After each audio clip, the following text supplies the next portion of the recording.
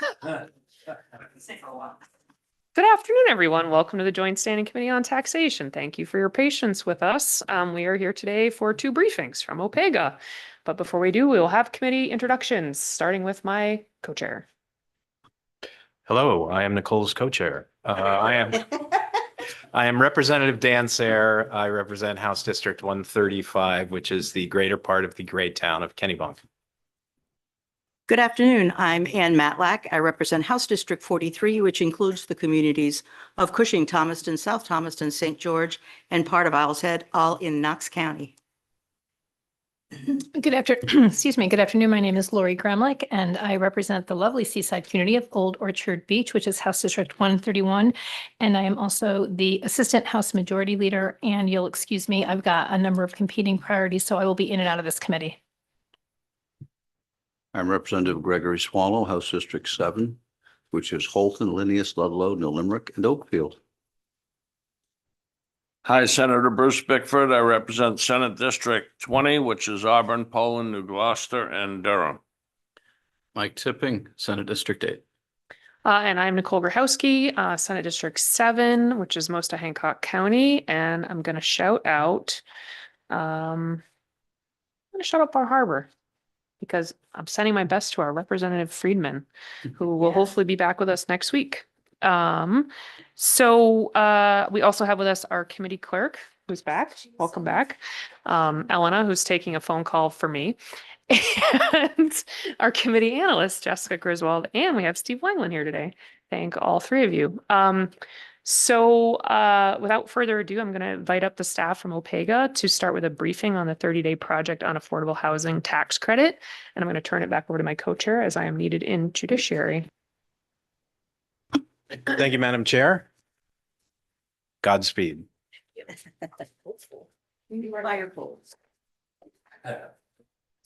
I know.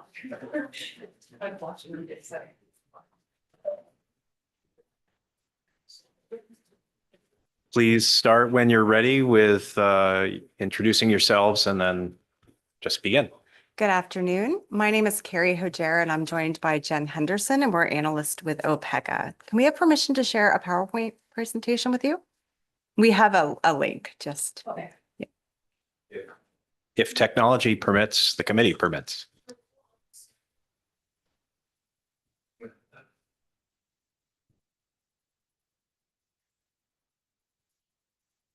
And then I think I heard that we would be starting with the Maine's Affordable Housing Tax Credit Project. Were you also expecting a briefing on the Student Loan Repayment Tax Credit Special Project today? Yes, we were. Okay, excellent. We are prepared to do so.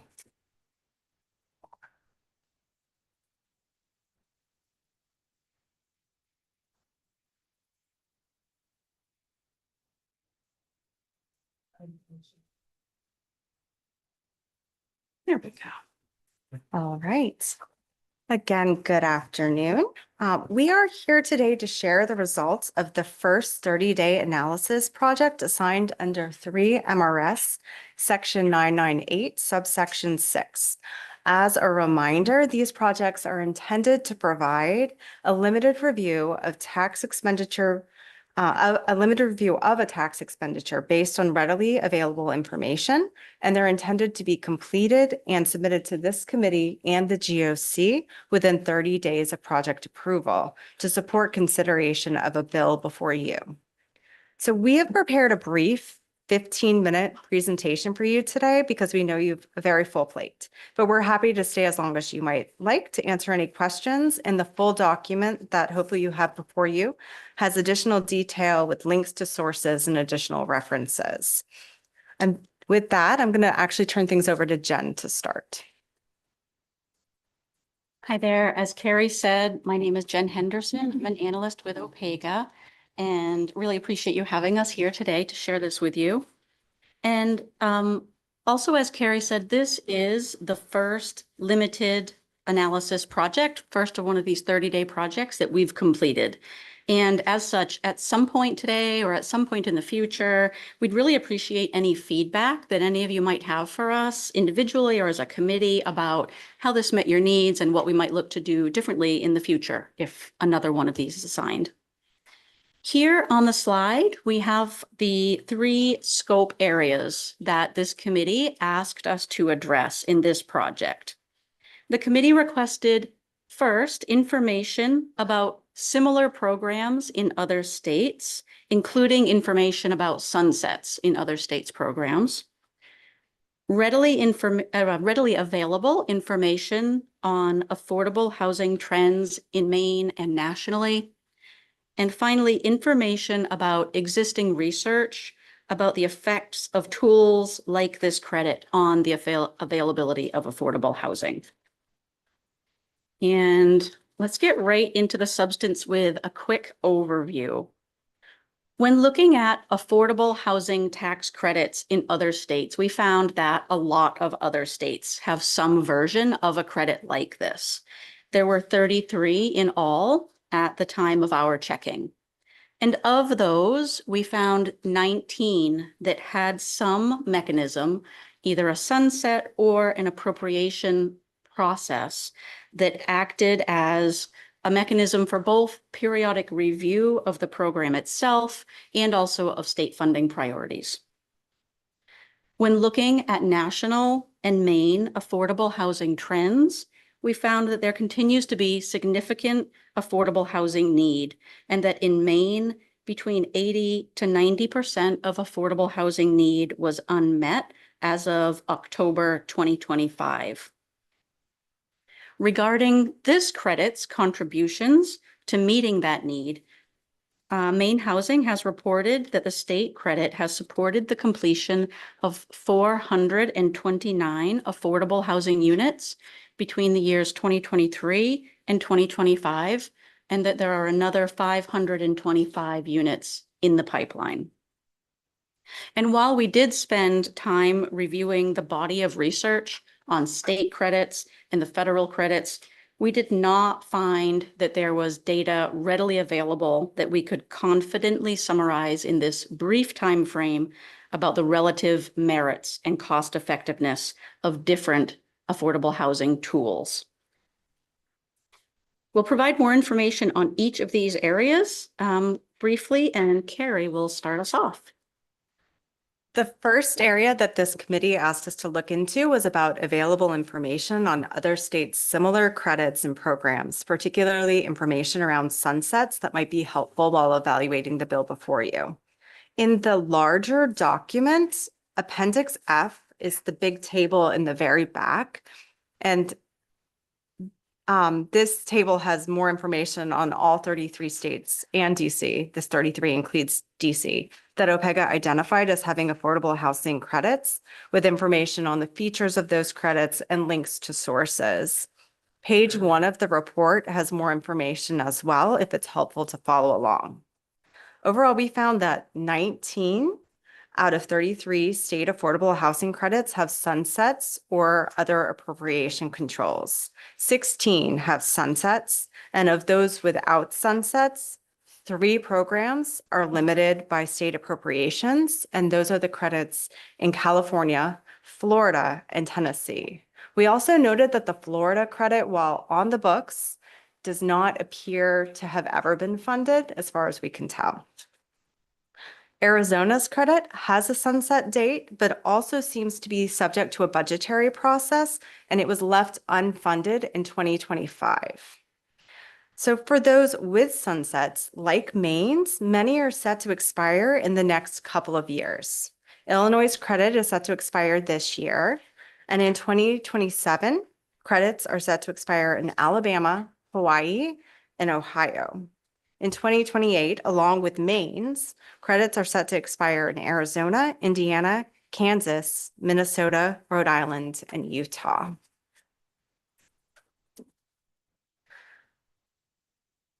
We also saw that other states have recently been grappling with what to do about their sunsets as those dates approach. And 6 states have recently made or considered making sunset-related program changes. Arizona's credit, as I just said, was left unfunded in a 2025 budget, but also in October of last year, the Joint Legislative Audit Committee of that state voted to add an audit of that program to their 2026 workload to help with decision-making for the future of that credit, which while unfunded is still on the books and set to expire in 2028. Hawaii is currently considering an extension of that state's credit this legislative session. We checked in this morning and it looks like it's still working its way through the committees, so we don't know what will happen there. Kansas added a sunset during their 2025 legislative session and also reduced the size of that state's credit. Nevada removed the sunset from that state's credit in 2021. Oklahoma considered adding a sunset in 2024, but ultimately did not add one.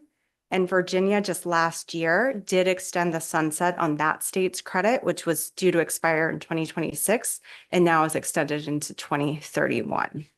More information on these states and the changes made or considered are available in Appendix C. And I'm going to turn it now back over to Jen to talk about affordable housing trends nationally and in Maine. So I'm sure that it will come as no surprise to anyone in this room that when we looked at affordable housing trends, we found that there is widespread concern about a shortage of affordable housing, both nationally and in Maine. The National Low Income Housing Coalition is reporting that only 35 affordable and available rental homes exist for every 100 extremely low income renter household.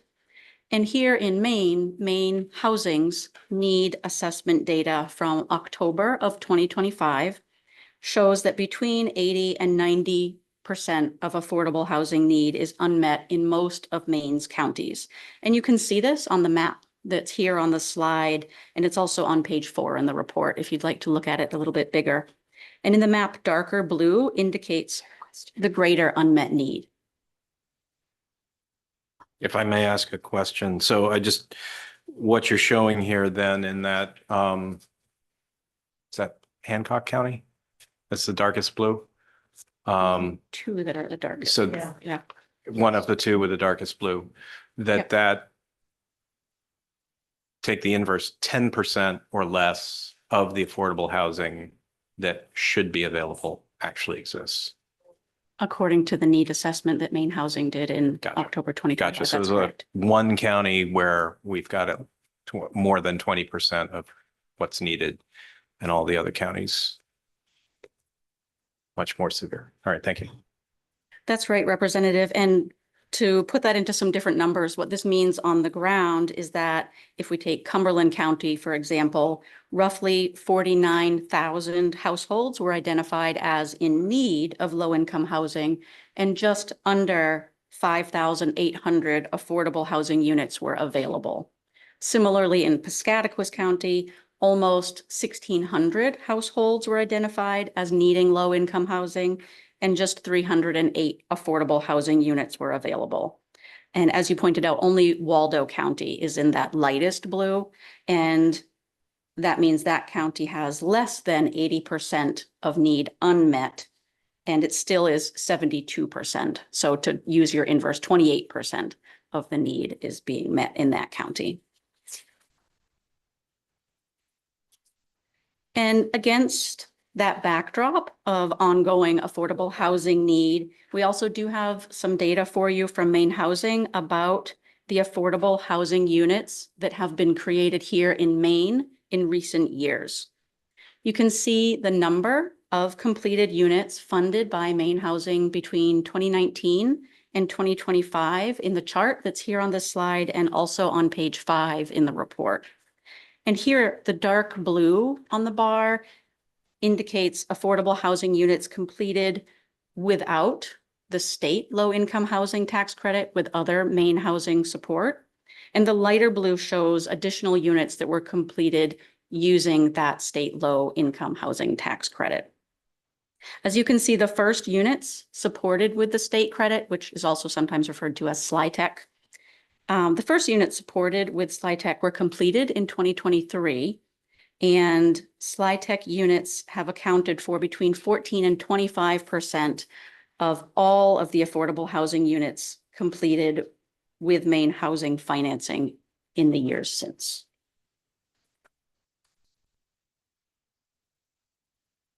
This table provides details on the specific affordable housing projects that have been supported by SLITech funding. So these are just those in more recent years, 2023 to 2025, that were supported by the state low income housing tax credit. And the table also includes the federal low income housing tax credit funding that went to each of those projects. You can see that total state low-income housing tax credit for the 429 units was approximately 30.9 million, or around 72,000 per unit, and accounted for somewhere around 17% of the total development costs. And you can also see that the federal low-income housing tax credit for the units totaled about 62.7 million, or about $146,000 per unit, and accounted for about 35% of total development costs. And in addition to those completed units, as I said earlier, there are 525 affordable housing units that are currently at various points in the pipeline that are being supported by the SLITech program. And of these units, 130 are rural development, or RD units, that you often hear spoken about, that have been in service for many years and are considered at risk of being lost from the affordable housing inventory in the state. So in these projects, the state credit is being used to support rehabilitation of the units in an effort to keep them in the state's inventory. And Appendix D includes more detail about those individual RD projects. And with that, unless there are any questions right now, I'll turn it back over to Carrie.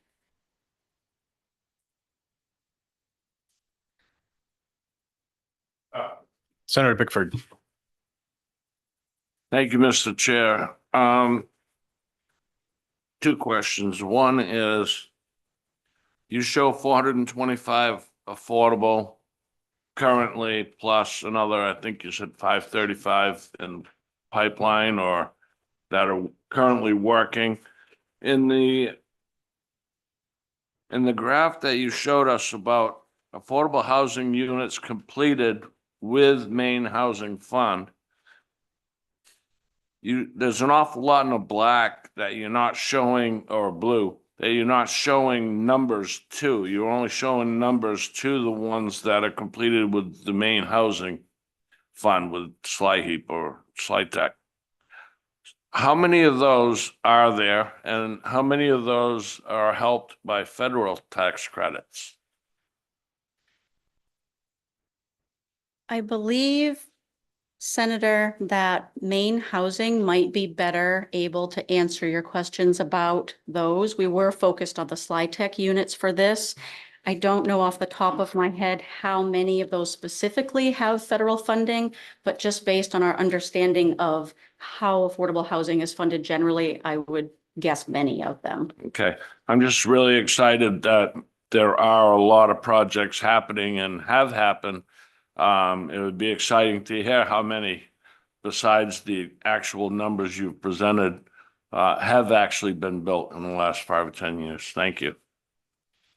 And just to clarify, the dark blue numbers in that bar chart are units that have been completed. Right, no number.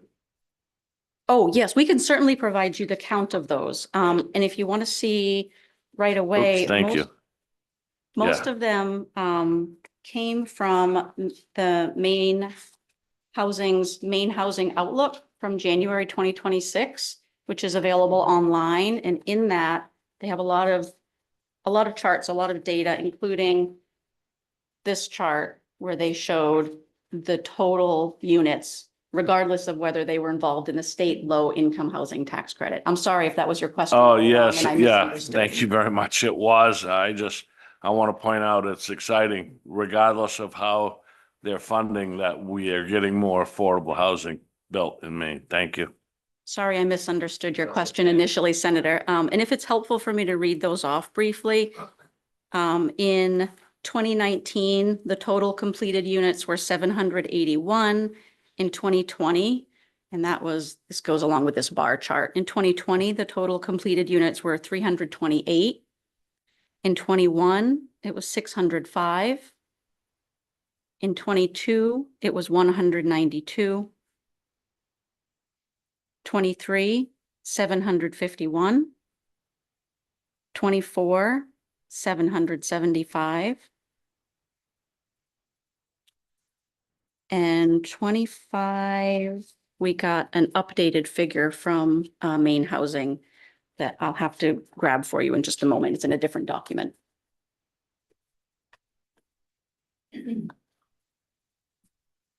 Were there any other questions before Carrie moves on to talk about research? Okay. So we did not readily identify a consensus in the research on the efficacy or efficiency of tax credits as an affordable housing policy tool, or what other tools may be considered most proven or cost effective. There is a lot of research on affordable housing policy and tools generally, and reviewing and summarizing that literature in a way that we would feel confident about putting forward would have required more time and resources than we felt were possible in this limited scope project. We did find recent reports from the Congressional Research Service and the Government Accountability Office that have identified some concerns related to oversight and efficiency of the federal LIHTC credit, but also these reports indicated that more data and analysis are needed, particularly around development costs and the appropriate level of subsidy. We also found some reports from Georgia and Missouri that have evaluated their state level credits and had questions about the efficiency of those credits. Appendix E provides these resources and others for those who may want to dig in more deeply. But even with the concerns that may exist, there is wide recognition that LIHTC, the federal credit, is the primary tool available for supporting affordable housing development at present. And many states choose to build on the pre-existing scaffolding for administering that credit. When we conduct the full evaluation of this credit, we plan to provide more information in this area, as well as analysis of the state's LIHTC program's performance generally. And that's the end of our information for you on this special project. We did want to thank Maine Housing for their responsiveness and assistance in providing information on this tight timeline. We also wanted to end where we began, with an acknowledgement that this is the first time this process has been used. And while we hope it provides you with information that's helpful as you consider the bill before you, we're also interested in any feedback you might have. Also, as a reminder, the full evaluation of this credit is on our work plan and has a due date of March 2027. So you should be receiving more information about the program holistically in the near future. Thank you. Thank you very much, Ms. Ajera and Ms. Henderson. Other questions from members of the committee? I would like to ask one. And and this is sort of a, does the absence of evidence provide evidence of absence? By which I mean, you looked at those states, looking at sunsets, and if we were looking for states abandoning this kind of program for something else, or determining that this policy doesn't work and they're terminating it, I'm not seeing evidence of that really, that you had 6 states making sunset related changes, but it's a mix. A couple extending the program, one looked at adding a sunset and didn't, another removed a sunset, another adding a sunset and reducing a cap. Another state where the program is currently unfunded and undergoing evaluation. But if we were looking for evidence that states are marching away from this program and implementing something else, you did not find that. Is that a correct interpretation of the data you've presented? I think that your characterization of what we found is accurate. But really, we weren't necessarily looking at whether states were moving to other methods or considering other ways of doing affordable housing, but just sort of what was happening with their credits, particularly around sunsets. Gotcha. Thank you. So that's an important distinction. There may be other things that states are doing, but you didn't look to see. It was not in the scope of what we asked you to do, to look for other things that states are doing. But in general, we're not seeing states in large measure moving away from this tool. I think that's correct. Is that correct? I think that's correct, yes. Thank you.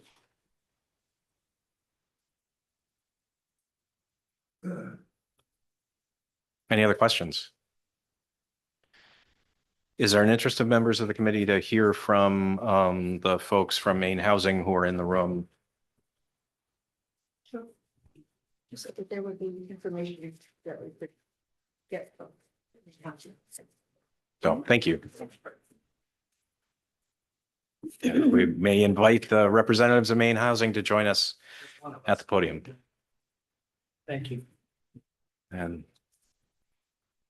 please introduce yourself, and if you have remarks that you would like to share, please begin there. Good afternoon. Yeah, my name is Eric Jorgensen. I am the Senior Director of Government Affairs and Communications at Maine Housing. I don't have any comments prepared, but I'd be happy to answer any questions you have, or if you're looking for more information. I know there were some questions relating to the bill before you that I can bring to the work session, but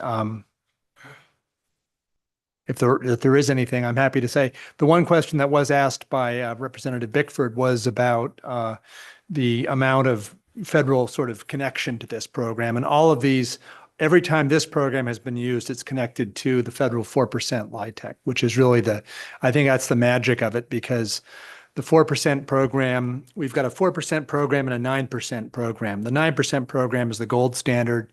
We have a limited amount of it. And it's a lot of projects don't make the grade.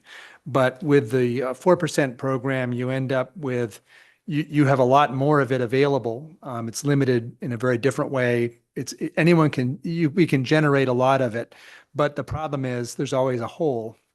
And the state LIHTC actually adds another 4% to this program. So essentially you get the effect of the 9% program with those things. So you're sort of synthetically creating a bunch of projects that are 9%. And essentially the way to look at it is it's probably about two large apartment buildings per year that wouldn't have been created without this credit. That's sort of the best way I think of putting it. And those are big projects. Thank you, Mr. Jorgensen. Senator Bickford. Thank you, Mr. Chair. Mr. Jorgensen, there are some examples that we were provided by Opega. And I'm seeing a bunch in Portland, one in Skowhegan, Rockland, Heartland, Lewiston. We had a significant project in Auburn on Spring Street for senior housing. Do these include senior housing as affordable housing, or are those separate? Yeah, so the projects that we do are all divided either into, they're called family housing or senior housing. Right. And so both of those things would be included in that. I don't think there's a distinction here in this particular analysis, but we could certainly provide that for you.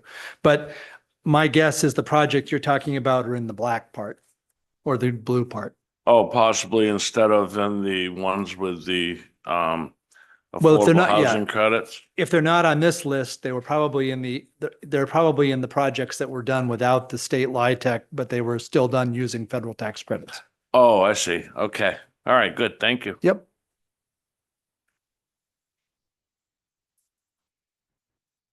Representative Swallow. Thank you, Mr. Chair.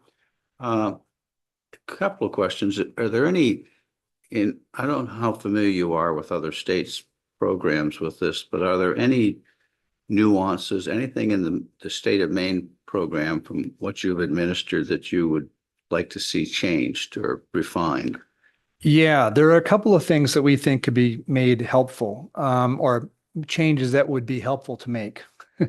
And what those I think are around timing. That's a very important one. You have $10 million a year you can allocate and a certain amount you can carry over, but projects sometimes stretch from one year to the next. We're not allowed to allocate, I think, more than $15 million in any given year. So the 10 million plus whatever's carried over, but you can't put that amount in. I'm sort of talking off the cuff here, so I hope I got the numbers right, but the issue of how these projects, spread out across time, I think is very important. If there's a way of maybe making it possible to carry more or move it, sometimes things just sort of, you have last minute changes or state, local regulatory things that happen that push a project from one year to the next. So I think that's probably the biggest one, but we can provide you with a list of concerns we have. They're nothing serious. They're more like, they're just issues around the thing that would make it maybe run a little more smoothly. Yep. Senator Bickford. Thank you, Mr. Chair. That brought up a good question. Home rule and regulatory requirements, community to community. Are you finding hurdles a lot different from one community to another? Absolutely. I mean, you hear a lot of things like, I love affordable housing, just maybe not this project. And yeah, you do hear that a lot. And I think that one of the reasons we don't go out there and say, we don't dictate, Maine Housing does not dictate where affordable housing gets built. We have certain guidelines that say you need to have these things where you're going to build it. But one of the reasons we don't say, here's where it needs to go is because the towns have to be able to figure out whether they want it or not. So, yeah, but they do vary quite a bit. Representative Matlack. Thank you very much. Good afternoon, Mr. Jorgensen. I'll tell you a problem that we have in my town.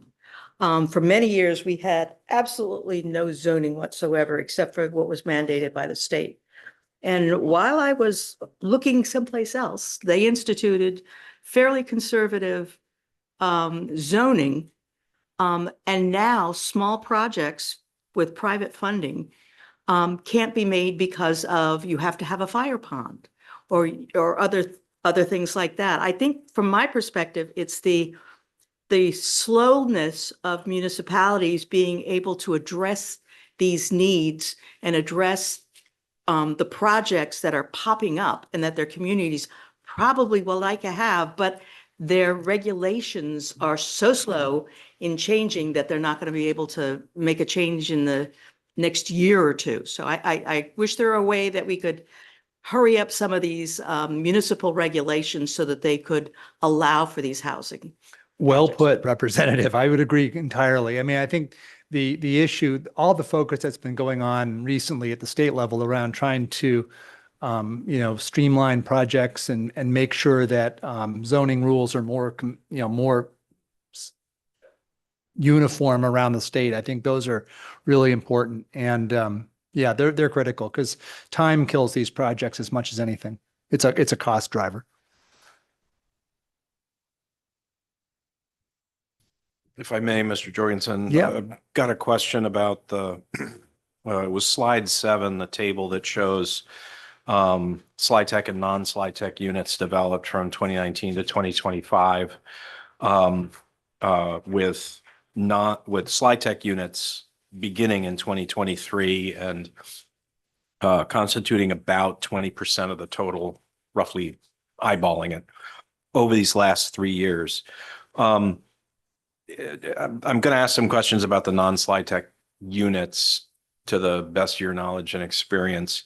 Are those developed through other government programs? And what I'm trying to get at is the incremental benefit of the slide tech program. Do you feel that we're getting an adequate bang for the buck of getting another 20% by having this program in comparison to the 80% that we're getting from other programs. Yeah, I would say so. I mean, it's such a critical thing for us to be able to leverage the 4% federal program, double it. That's just a huge, huge thing for us. So even though SLY itself is limited, we can use that amount. We will put all of that amount toward making these projects possible. So the way it is right now, it's very hard to build any kind of rental housing at all without some kind of subsidy. It just doesn't pencil out very well. And sometimes you can, build a luxury place or build it in a certain place and get more, make it work without public money. But right now, it's very hard to do that. So this is a source of subsidy that's really valuable. And the fact that it matches perfectly with the 4% as it was designed, that's really the key to it. I don't know how other states do it, but I know ours is a handful of them at least are explicitly tied to the 4% federal program, which is that's the sort of workhorse tax credit that's out there, and really good thing to see those two things grooving together. Thank you for that answer. And if we had, are you aware of any other instrument that we could be using for the same amount of public funds that would have a larger impact than what this program is getting us? I don't think so, just because there's so much, you get this federal money that is generated by doing this work. So there's definitely some very successful programs using state funding out there, the rural rental program or the affordable homeownership program. Both of those are straightforward programs. They're much easier than tax credits. I know the folks from OPEGA were talking about how the federal tax credit gets criticized sometimes, quite rightfully. I mean, it's super complicated and it's a very efficient way to generate units. But it's also, you've got to have an army of lawyers and you've got to have a lot of other stuff to make it work. And it's the tool we have, though. And so that's the tool we use. But this really does help make that tool a lot more valuable. Thank you for that. Yep. Other questions?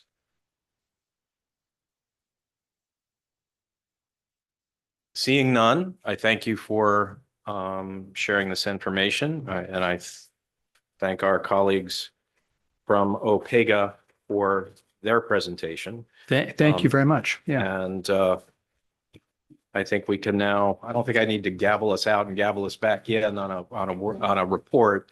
So I would like to invite you back up to provide information on the student loan repayment tax credit and the former educational opportunity tax credit.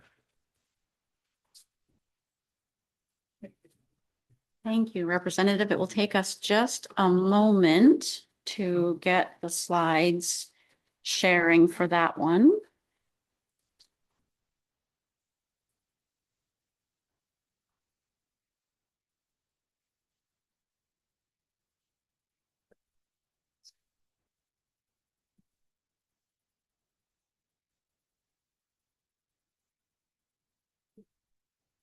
And there we go. Okay, thank you for your patience. Thank you. All right, so for this presentation, what we have for you is a quick overview of the information that we gathered in a special project focused on, as you said, the student loan repayment tax credit, which we'll call the SLRTC, and the credit that it replaced, the educational opportunity tax credit, which we'll call the EOTC. And as you're probably aware, these are credits available to individuals in Maine who are making payments on their student loans. And this project, somewhat similar to the one we just talked about, was not a full evaluation of these credits, like most of what OPEGA comes before you normally to talk about. This was instead a limited scope review focused on just a handful of specific areas of interest that the Government Oversight Committee directed us to address when they assigned this project to OPEGA in May of 2025. And the four areas are readily available information about usage and fiscal impact of the credits, how the design has changed over time, and how those changes have impacted credit access, degree attainment in Maine, and the state's associated revenue loss. Third, what readily accessible information shows about the credit's promotion over time. And finally, how Maine's current version of the credit compares with other states' similar credits or other types of similar incentive programs. So we'll touch briefly on each of these areas here today, and you should have another full document from us that has much more information in it. Does everyone have that too? Okay, great. Okay, so jumping right in with the readily available information about credit usage and fiscal impact. The credit is administered through the tax filing system by Maine Revenue Services, and they were able to provide us with information on the usage and fiscal impacts for the credit, as shown here on the screen.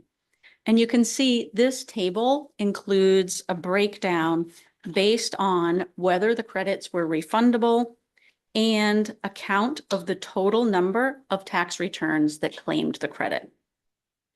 Maine Revenue Services also provided a further breakdown of credit claims in response to a request from the Government Oversight Committee when we first presented this information.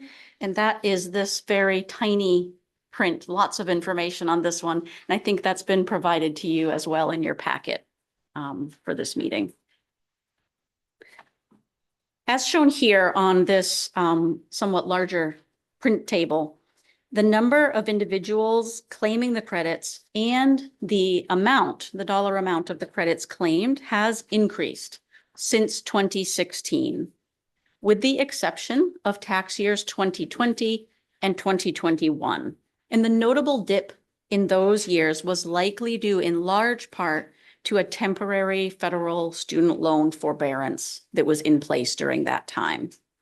Because although Maine's student loan tax credit is not directly linked with any federal credit, it is still impacted to a significant degree by federal student loan policy. So changes at the federal level concerning forgiveness or pauses or even the types of repayment plans available can impact whether and how much Maine people might claim in the state credit.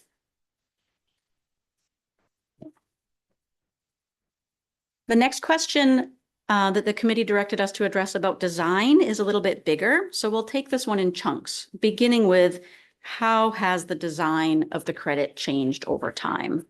And the answer is it's changed quite a lot and frequently since the original enactment of the EOTC in 2007.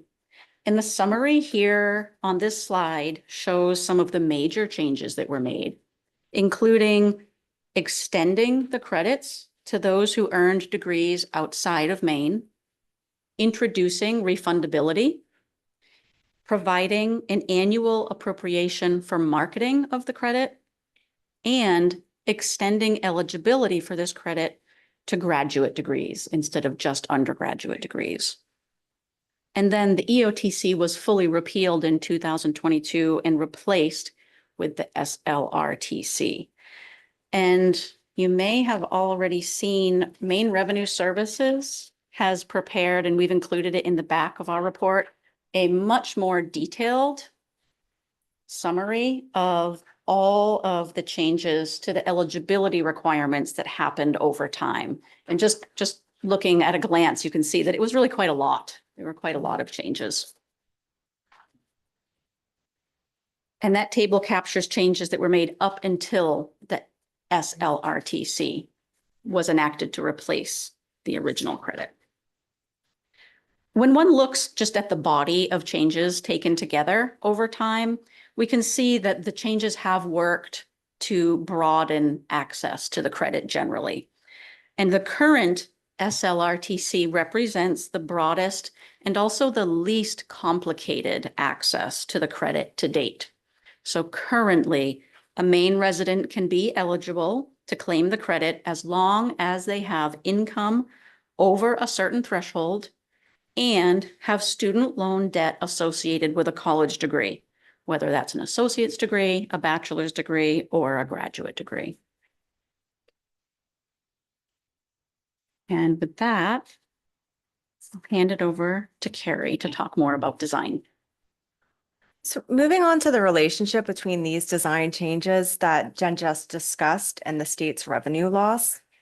As more taxpayers became eligible to access the credit, it follows that credit claims and thus the state revenue loss would also increase. And this is assuming that newly eligible taxpayers choose to access the credit. And that is what we see in the data, with claims up from roughly 15 million in tax year 2016 under the EOTC to roughly 60 million in tax year 2024 under the SLRTC. In addition to the credit simply being available to more people, other design changes, such as those related to refundability, may also be impacting revenue loss. With a refundable credit, even when a taxpayer does not have tax liability, they can still receive that credit.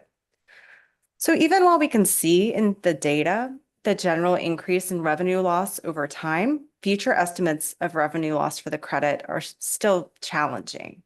And this is because, like Jen mentioned earlier, there are confounding factors such as student borrowing behavior and federal student loan policy that impact potential recipients and impact potential claims. If, for instance, in future years, federal policy pauses student loan payments or offers forgiveness, or if fewer Maine students take on student loan debt because they're receiving free community college tuition, the state's revenue loss could be much smaller than anticipated because the state credit is based on student loan payments during the year. All this to say, the general story so far is one of increased revenue loss for the state, but the future revenue loss is less predictable given the impacts of the federal landscape. On the question of how design changes have impacted degree attainment, which was a question the GOC specifically asked us to look at, the answer is less clear. This is in part due to general challenges that you've heard us talk about many times in teasing out the likelihood that a credit such as this is influencing taxpayer behavior and not just providing a financial support for something people might do regardless of the credit. An additional challenge for this credit is that degree attainment as a policy goal seems to have two common interpretations that may not be efficiently targeted by the same public program. The two common interpretations of degree attainment that we encountered when looking through public testimony and the history of this credit focus on different target populations and would have different measures of program success. So the first interpretation of degree attainment, we'll call it increasing degree attainment by increasing attendance, would focus on encouraging Maine students who might not otherwise attend to attend and complete college and earn a degree. Logically, a program intending to reduce the cost of college on the front end, like free community college or grants, might be more appealing to people who are on the fence about college attendance in the first place. A tax credit like this one requires high school students to know about the credit and be motivated to invest their time and money in attending college based on an expected reduction in taxes 2, 4, or more years later.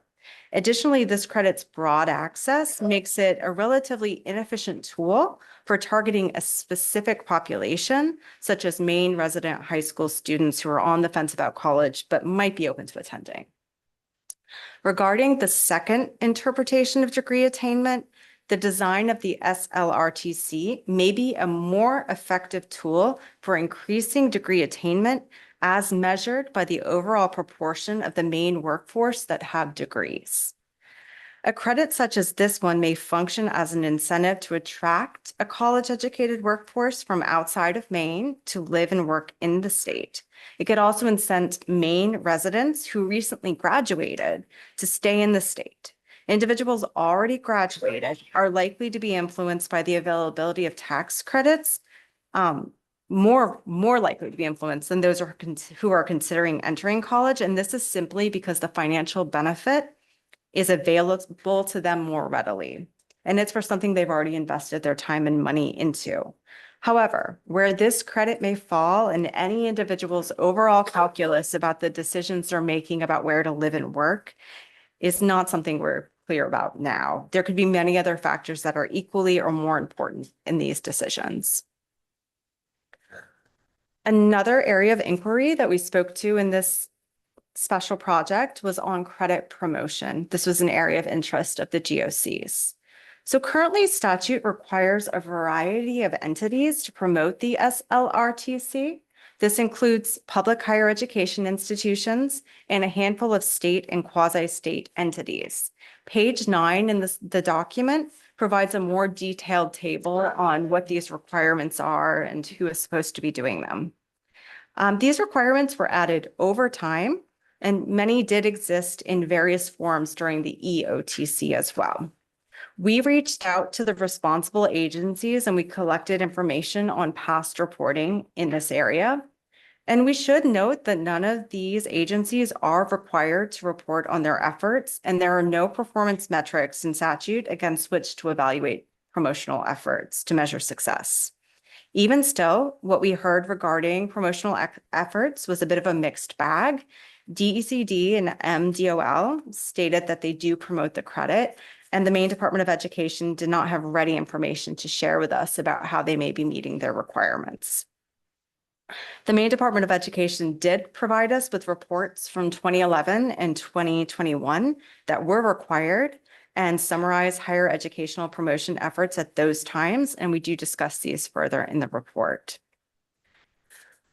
FAME is directed by statute both to promote the SLRTC through existing educational outreach efforts and via a contract with a private nonprofit entity to market the credit. And FAME did provide us with information on that current credit contract and efforts, and that's detailed in the report as well. As some additional information, the current annual appropriation for through the contracting is $75,000.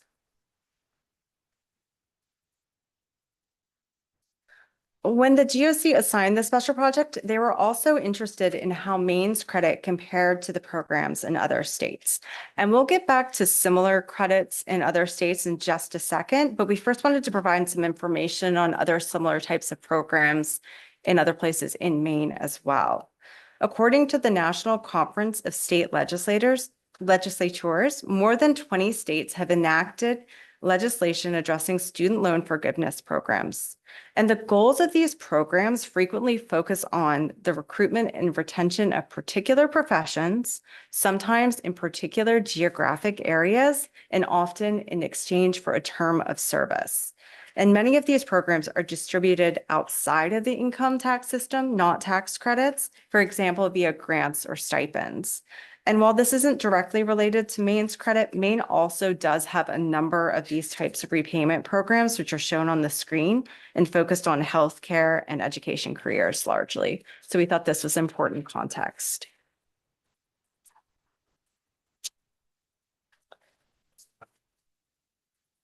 OPEGA did find 3 other states, Connecticut, Maryland, and Minnesota, that offer tax credits related to student loan repayments, so like Maine's credit. And some details of these credits are shown on the slide. Overall, Connecticut's credit appeared most different from Maine's in that it's provided to employers who make student loan payments on behalf of eligible employees, whereas Minnesota and Maryland's credits, like Maine's, go directly to the individual making the student loan payments. And that's the end of our information for you. Given that this was a quick special project where we compiled ready information, we understand that it can't replicate the depth and detail of a full evaluation, but there is a list of reports and documents in the back that might provide further detail for those who are interested. And we wanted to also thank MRS, FAME, the Maine Department of Education, the Maine Department of Labor, and DECD for answering our questions and providing information. Thank you. Thank you very much. Any questions? Senator Bickford. Thank you, Mr. Chair. Great presentation. You have 3 states that you look like you kind of compared Maine to. How deep did you go throughout the rest of New England to see how Maine compares, and why would a student want to stay in Maine and get the tax credit afforded them in Maine versus another possibly higher paying state?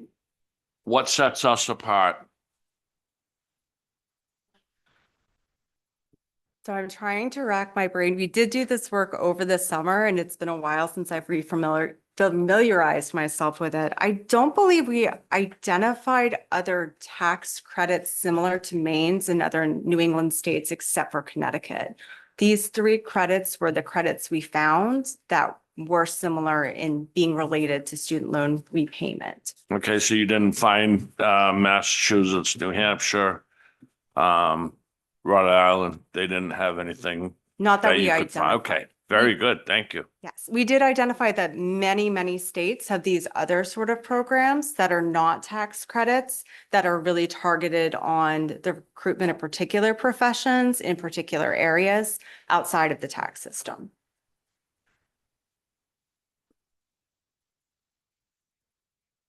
Senator Tipping. Thank you very much for this presentation, and it gets better the second time. And also thank you. I know many of the questions here are ones that, we discussed in GOC and that I may have raised. I also appreciated this more complete data from MRS on all of the income levels here. I think I've probably already asked you all of my questions, but I did just want to highlight maybe for my fellow committee members that given the growth in this tax credit, I do have some concerns just about how it is now being used. This was originally a very focused project arising out of the Opportunity Maine referendum drive initially, focused on university access and degree completion. And it seems that it is being used for other things now, which may be very helpful to the state, but it is benefiting some folks of higher incomes that may not need this credit as much or may have access to other things here. So I think that may be something we want to consider as a committee going forward, especially if the numbers continue to increase in terms of the cost to the general fund.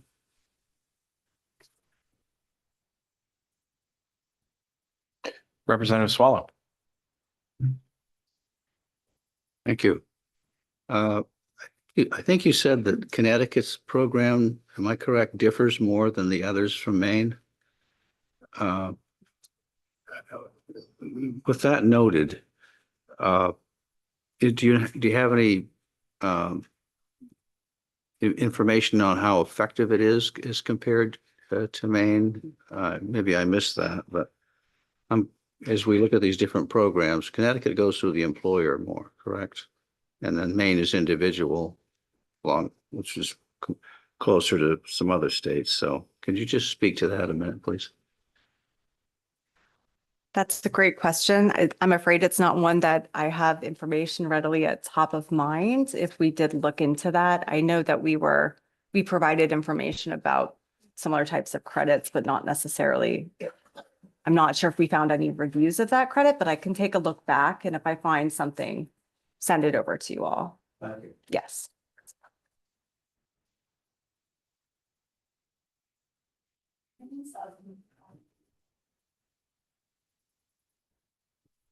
I have a quick question. I'm looking at the chart on your slide 3 that shows not quite doubling from 2016 to 2019 in uptake of the program.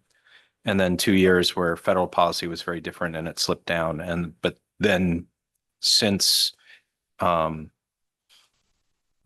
SLRTC came into play, a doubling virtually of both the cost and the number of returns that have benefited from the program. So my question is, seeing that it has doubled, did you look at the degree attainment tracking that I know the measures of success document that MDF does every year, and the proportion of Mainers who have post-secondary degrees is measured every year, to see if we have increased degree attainment or whether through the humane system or others, there is data on degree completers in Maine who stay in Maine as potential sources for data on the things that we're trying to measure here. Thank you for the question, Representative. We did talk about doing some analysis like that, but we weren't sure if it was going to be an effective use of the resources we had to spend on this project, in part because we weren't entirely clear from looking at the history of these credits and all of the testimony over all of the years, whether the state's goal really was to have a larger proportion of Mainers who have a college degree, of Maine residents, people living here who have a college degree, or whether it was that other track we talked about, getting more Maine high school students who might not attend college to get into college. We saw both spoken about a lot, and doing the analysis on both would have been somewhat time consuming. And this was a very limited scope project, but that is certainly something that we could look more into if we do have some clarity about that when we get to the full evaluation of this credit. And when is this credit due for a full evaluation? I just took a look at that and I'm not remembering offhand. The GOC did vote to push it down the schedule to wait for more data. And I think that it's not sooner than 2028. So it's somewhere a little bit down the list, but in the next couple of years, it should be something we're looking at. And I didn't say it earlier, but in case it's helpful, that pushing down was part of why the GOC requested this special project, because the members had some questions they did want to get some immediate information about while they decided to wait for more data to mature about the credit as a whole, since it in its newest form had only been around for about a year or two. Thank you, Senator Bickford. Thank you, Mr. Chair. Over the last few years, we've gotten into the free community college for students. Have you looked into how does that impact this, and how has it influenced more students staying in Maine for their education and working in Maine once they complete their education in order to receive this tax credit? Have you looked that deep into this, or is that going to wait for the full evaluation? That's not something we've been asked to look into, but it would be really interesting. Yeah, what? Thank you. If I may ask No. another question, I'm looking at that chart of very tiny type. SLRTC 2324. SLRTC 2023 and 2024. And while it was intuitive to the good senator from Orono, it is not intuitive to me. So let me just ask if I'm reading this correctly. The rows begin with federal AGI in thousands, starting at below 25,000, going up to above 500,000. And then that same set repeats. So is the top set 2023 and the bottom set 2024? Yes, it's kind of in the. Oh, right. there it is. It's in an odd spot, but it is on there. I'm sorry, we can't claim credit for this. We can try to answer questions about it, but this was MRS's creation, so we may have to send questions back to them if it gets into something that we can't figure out. Yeah, I think my questions will stay simple. And then, so this is breaking out by income stratum. How many taxpayers are taking advantage of the program? So to just pick a break point at random at, I have a hard time reading across this. And I think this is what Senator Tipping was getting at, is that if you break it $200,000 of income, we still have 198 plus 81. Oh, no, it's many more than that. I get to another question here. There are two different categories of dollars and numbers in each of these sets of data: married, joint, not married, joint, total. And they are the SLRTC and then the SLRTC greater than 2,500. Is that because they're two different levels of the program? For example, at the below $25,000 income level, there are 920 taxpayers listed for SLRTC, and then 37 indicated for SLRTC greater than 2,500. Greater credit. Right. It's a two-tiered program? No, that just shows under 2,500, over 25, that's the total credit they got. I see. I guess more germane for my questioning then is that there's a considerable number of taxpayers, roughly 2,000, I would guess, trying to do the addition in my head, in that over $200,000 income level. Am I seeing that correctly? Yes, I'm seeing the same thing. Okay, thank you. Senator Bickford. Thank you, Mr. Chair. I just want to comment on that, and I think that's a great thing to look at. I, for one, would love to see that number grow even larger. I would love to see the state incorporate many, many more married couples making over 200,000. I think it would extremely help our tax rolls. And I look forward to growing that number. Thank you.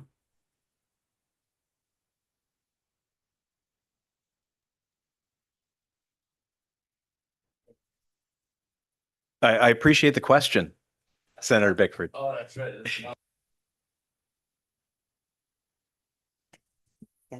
Any other questions for our friends and colleagues from Opega?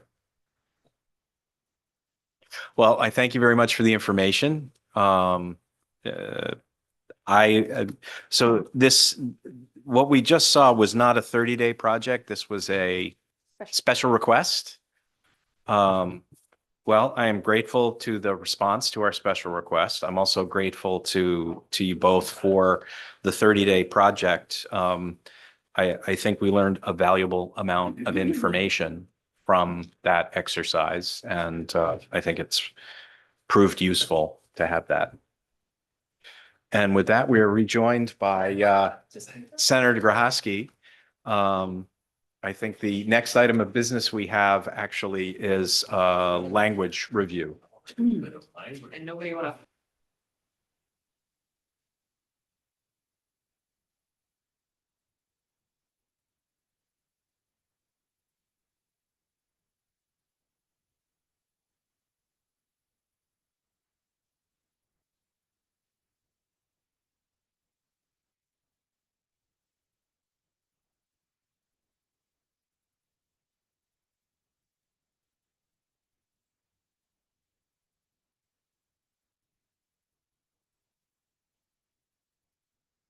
Let's see.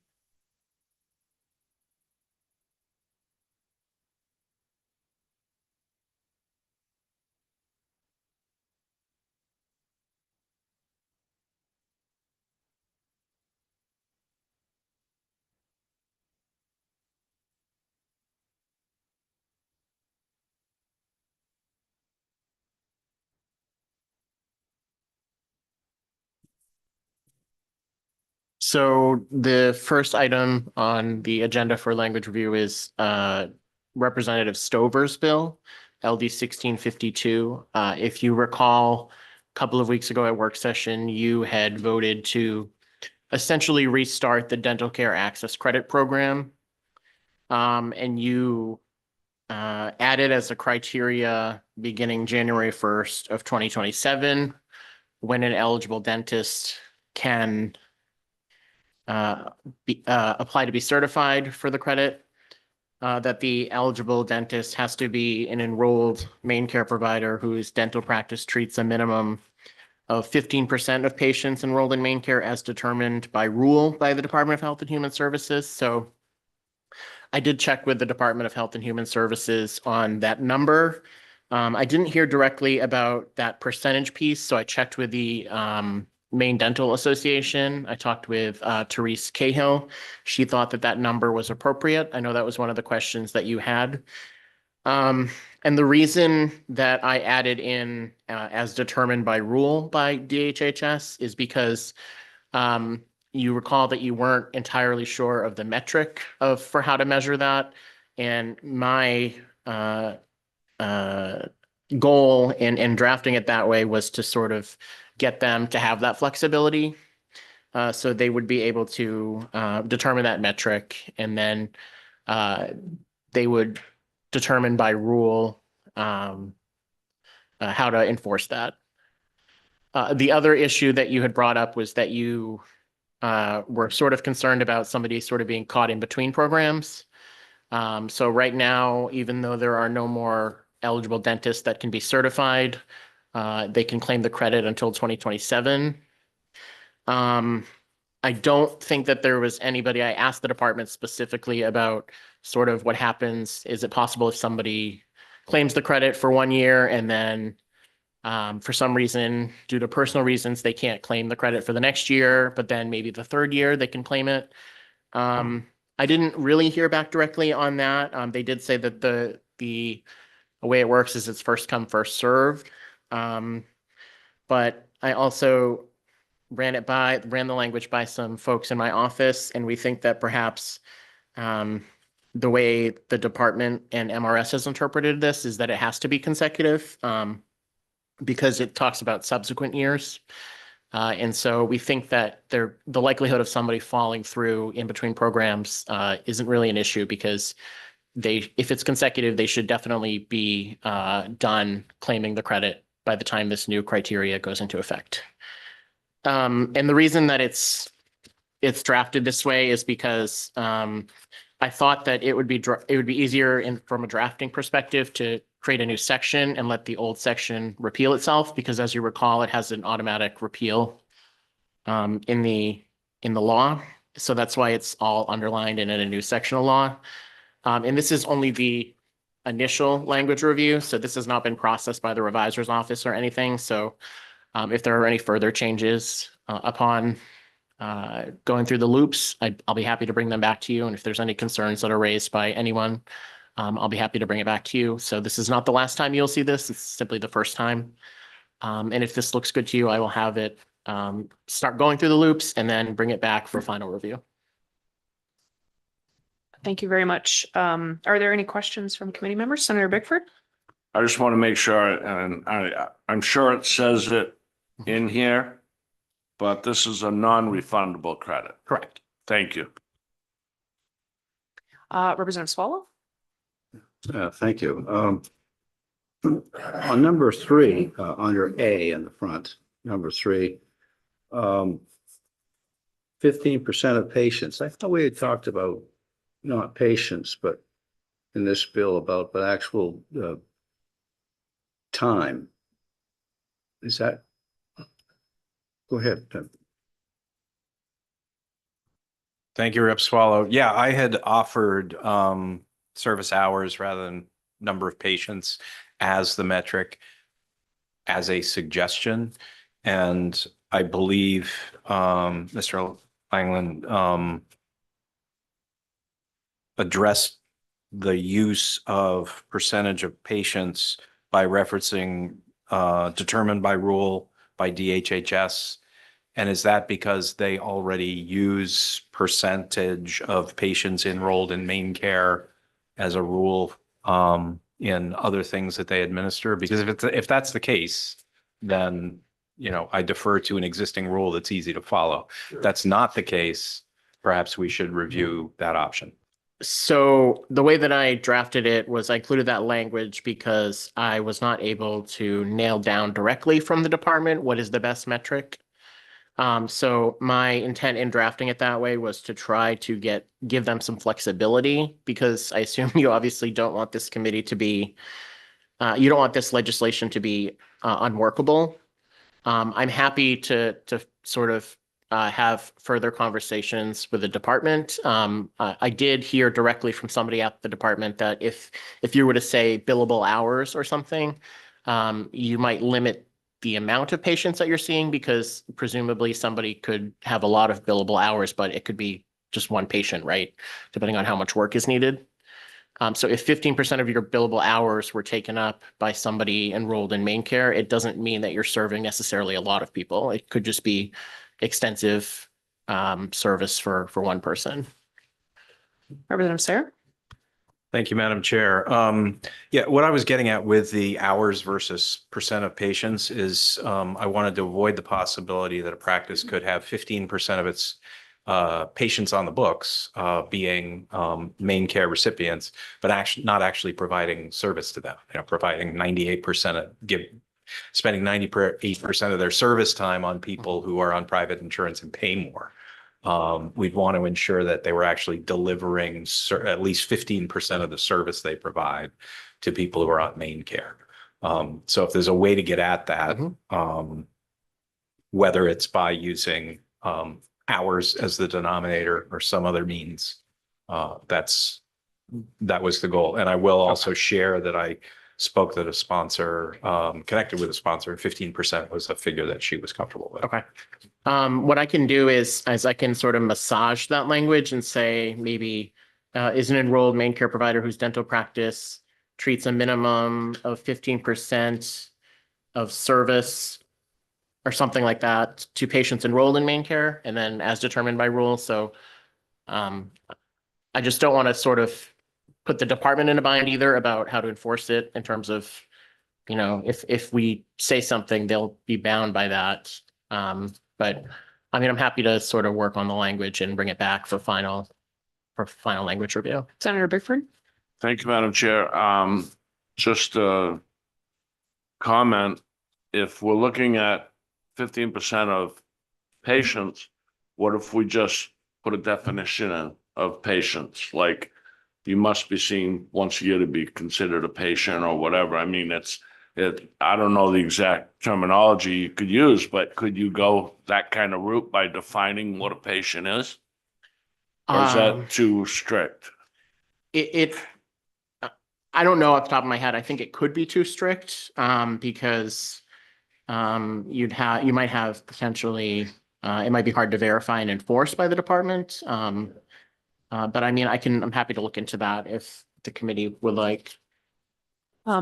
Yeah, I would just reiterate, I think my recollection of the vote and this conversation sort of reflects it is we would like to identify what the denominator is. And I personally don't think that DHHS needs to go through a full rulemaking process to do that. And I would hope that they would rather get back to you in the next couple weeks versus do that. And furthermore, I don't want this to get hung up because of rulemaking. They'll have to do new rules anyway, I suspect. So the original program on the books already has rules. So they will either have to sort of update those rules to reflect the new criteria, or they'll have to, they'll have to go through rulemaking again, I think, generally. So. Well, I guess if it's not to be avoided, then it's not to be avoided, but I'll reach out and to the try to extent we can leave no gray area for them or the dentist, I think that's our preference. Yep, I'll reach out to them and try to nail that Okay. down. Thank you so much. Sure. Representative Swallow? Just one more question and on the same number 3, same item. And that is, and maybe I'm getting too picky and it's actually taken care of somewhere else in this, but should it say 15% or whatever it is, but 15% of whatever annually? Should annually be in there? I mean, it doesn't really address annually. So I think that makes sense, especially because their eligibility is annual, but I think it's helpful to write that out. Yep, sure. Great catch. Okay, any other comments, questions about the preliminary language? Okay, Representative Sarah? Not a question, a suggestion. Might be able to say billings instead of patients, because billings is a, measurable figure. Seem. And we'll Give multiple options to check in with the DHHS. department and see what. Billing versus billable hours, maybe a little different, discrete number of bills. Yeah. Representative Swallow?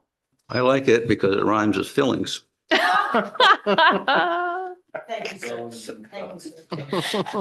If that's as good a reason as any to do something in the law that I've heard. Okay, I think we're all set with the review on 1652. Thank you. What's next? I have two more language reviews All for you, right. if you're up for it. Yes, The I first, think we're a qualified crew. I'm not gonna lie. Yeah. the first that I have is for LD 2075, which is a department bill. This one is a resolve to authorize the state tax assessor to convey the interest of the state in certain real estate in the unorganized territory.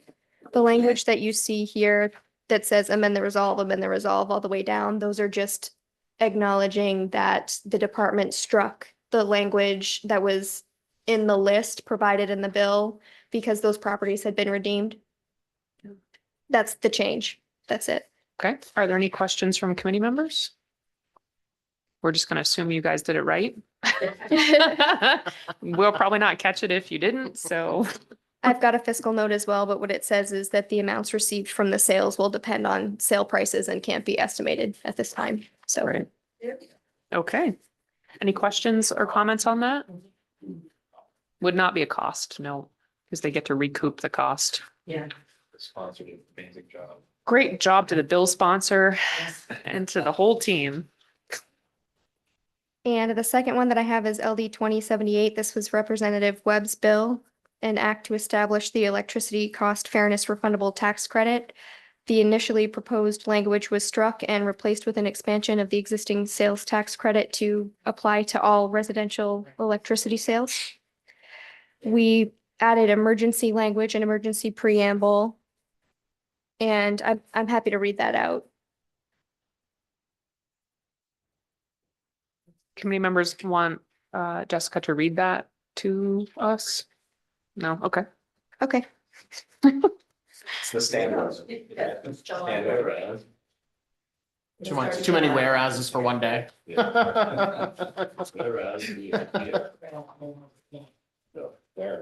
I think that your preamble is accurate from my reading of it, so thank you. Okay. If you like it, I like it. And we made the date, the effective date before July 1st, 2026. Right. At the suggestion of MRS. Okay. And that ends with an emergency clause, and then there is a fiscal note as well. Mhm. Well, it's actually it's similar to what we heard at the work session, but so much less than what they had estimated a couple of years ago. It's interesting to see that. Any questions or comments from committee members on this? All right, I think it's ready to move along. Okay, Yeah, great. If anyone has a problem with that, they can decide to come to committee next time. So we will have those pink ones reported out as soon as they're ready. So Okay, you great. should see them on the calendars.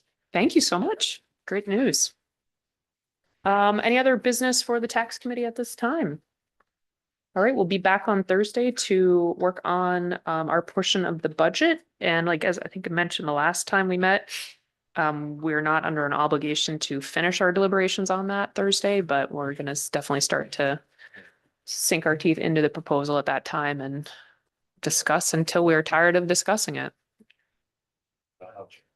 Representative Sayer? Thank you, Madam Chair. On Thursday, in addition to 191 and 2212 that are listed here, we're also going to discuss 2010, correct? The conformity bill. It's not listed on the agenda, but it's sort of woven in. I think that we, well, I'm sure will come up, but we ultimately didn't schedule it because, I guess, didn't want to give the impression that it was definitely going to be voted because we have some options with that bill. Like we heard from Dr. Allen around, if you choose to move forward with items related to conformity in your recommendations on the budget, it might be prudent to save that bill in case there's additional changes that the federal government makes before we're done this session. We'd have a vehicle. So it was like, if we don't schedule it, then it we can certainly take it up and vote it the next week if we decide we want to, but we're a little less we're not giving the impression to the members of the public that for sure we're going to vote it when we've been advised to maybe consider hanging on to it. Yeah. Senator Bickford. As you know, Senator, we can report out a bill out of this committee anytime we want. We don't need a vehicle in place to do that.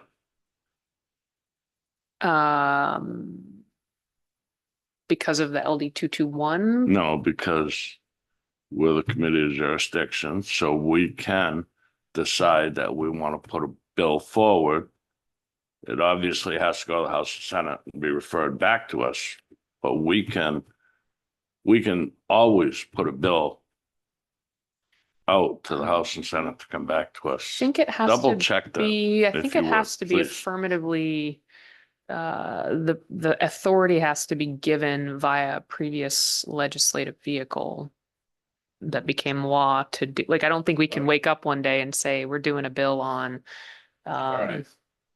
cannabis pre-rolls. That's not a good example because we Yeah. have that, but Yeah. we're doing a bill on liquor taxation. Yeah. Thank you very much, Veterans and Legal We're gonna- Affairs, and so we're we're gonna put a bill out and take it back. Like all excise tax off. Yeah, I could be wrong, but I think, I don't know if Steve or Jessica, you have any Yeah. comments on that? Yeah, so usually there's authority for legislation in the law and in the joint rule. So if you get a study report or another report. But the other option that's probably less talked about to do a committee bill is you can put in a joint order with the revisor's Oh, office. that's right. And the joint order will direct this committee to report out legislation on a topic. And then if that's passed by the House and the Senate, that gives you the authority. So. Oh, okay. And that has been historically unpopular choice, as I recall. Doesn't mean we couldn't try, but since we have 3 other concept drafts sitting in this committee as well, we do have vehicles for our needs.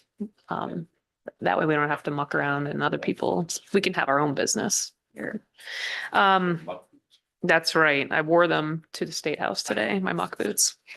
Any further questions, comments? Okay, thank you guys for the language review. Great to see these moving along.